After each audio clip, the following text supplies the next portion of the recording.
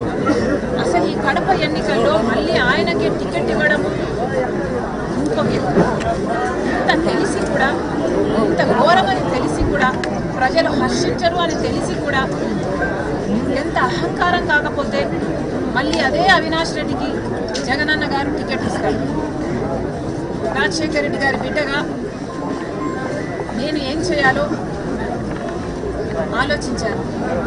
నేను రాజశేఖర రెడ్డి బిడ్డను, అలాగే వివేకానంద రెడ్డి గారు రాజశేఖర రెడ్డి గారి తమ్ముడు. రాజశేఖర రెడ్డి గారి తమ్ముడు అయ్యుండి రాజశేఖర రెడ్డి గారు బ్రతికున్నంత కాలం లక్ష్మణుల్లాగా ఎంత అన్యూన్యంగా ఉండేవాళ్ళు, ఎంత నమ్మకంగా ఒకరికొకరు ఉండేవాళ్ళు ప్రజలందరూ చూశారు. రాజశేఖర రెడ్డి గారి మాటను వివేకానంద రెడ్డి గారు ఎప్పుడూ జవదాటలేదు. అలాంటి వివేకానంద రెడ్డి గారి ఆఖరి కోరిక, చివరి కోరిక, నేను ఎంపీగా నిలబడాలి అని నా దగ్గరికి వచ్చి దాదాపు 2 గంటల పాటు ఎంపీగా నిలబడాలమ్మా అని నన్ను ఎంతగానో ప్రాధాన్యపడ్డారు. ఆయన చివరి కోరిక నేను ఎంపీగా నిలబడాలి. కానీ ఆ రోజు నాకు అర్థం కాలేదు, ఎందుకు నన్ను ఇంతగా ప్రలోభ పెడుతున్నారు, ఎందుకు నన్ను ఇంతగా నిలబడి అడుగుతున్నారు. ఈరోజు ఆలోచిస్తే అర్థమవుతుంది. కానీ ఇంత జరిగినా కూడా వివేకానంద రెడ్డి మీద కక్ష కట్టినట్టుగా వాళ్ళ రాజకీయ లబ్ధి కోసం వివేకానంద రెడ్డిని హత్య చేస్తే ఈరోజు అదే హంతకుడు అండగా నిలబడ్డవాడు జగనన్న గారు. మరి రాజశేఖర రెడ్డి గారి బిడ్డగా నేను ఏం చేయాలి? రాజశేఖర రెడ్డి గారి తమ్ముడి విషయంలోనే నేను న్యాయం చేయలేకపోతే ఇక ప్రజలకు ఏం న్యాయం జరుగుతుంది? రాజశేఖర రెడ్డి గారి తమ్ముడి బిడ్డ సునీత న్యాయం కోసం ఈ రోజు వరకు కూడా కోర్టు తిరుగుతుంది, గడప గడప తిరుగుతుంది. ఎక్కడ వీలైతే అక్కడ న్యాయం చేయండి, న్యాయం చేయండి, ఇప్పటి వరకు కూడా అడుగుకుంటూనే ఉంది. అసలు కనికరం లేదా? అసలు వాళ్ళని హంతకులు అంటున్నారే, అసలు మీకు హృదయం అన్నదే లేదా? ప్రజలందరూ గమనిస్తున్నారు. ఇది ఎంత మటుకు న్యాయం, ఎంత మటుకు సర్వము ప్రజలు గమనించారు.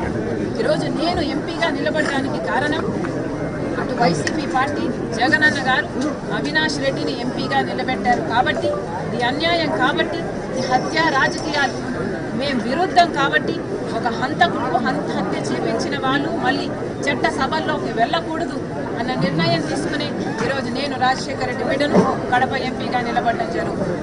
ప్రజలందరూ ఆలోచించాలి. రాజశేఖర రెడ్డి గారి కొడుకయ్యుండి రాజశేఖర రెడ్డి గారి ఆశయాలను నిలబెడతానని చెప్పిన జగనన్న గారు ఒక్క అవకాశం ఇవ్వండి అన్నారు. ప్రజలు నమ్మారు, ఒక్క అవకాశం ఇచ్చారు జగనన్నకి. రాజన్న రాజ్యం తెస్తానన్న జగనన్న గారు రాక్షస రాజ్యం తీసుకొచ్చారు. ఒక్క అవకాశం ఇవ్వండి, నేను స్పెషల్ స్టేటస్ తీసుకొస్తాను అని చెప్పాడు జగనన్న గారు. ఆయన స్వప్రయోజనాల కోసం స్పెషల్ స్టేటస్ బీజేపీ పార్టీకి తాకట్టు పెట్టేశారు. ఒక్క అవకాశం ఇవ్వండి, నేను పోలవరం కడతాను అన్నాడు. కానీ బీజేపీ పార్టీతో కుమ్మక్కయ్యారు, బీజేపీ పార్టీతో బానిసగా మారారు, బీజేపీ పార్టీకి సేవలు చేశారు, వాళ్ళ ప్రతి బిల్లులో సపోర్ట్ చేశారు. ఆఖరికి మణిపూర్ విషయంలో కూడా బీజేపీని వ్యతిరేకించలేదు.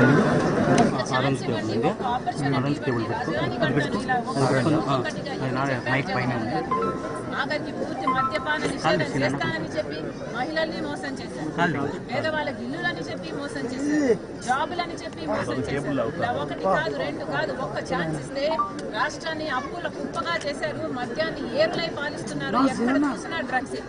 ఇదేనా? ఒక్క ఛాన్స్ ఇస్తే ఏం చేశాడు జగనన్న గారు? ఈరోజు రాష్ట్ర ప్రజలందరూ ఆలోచన చేయాలి.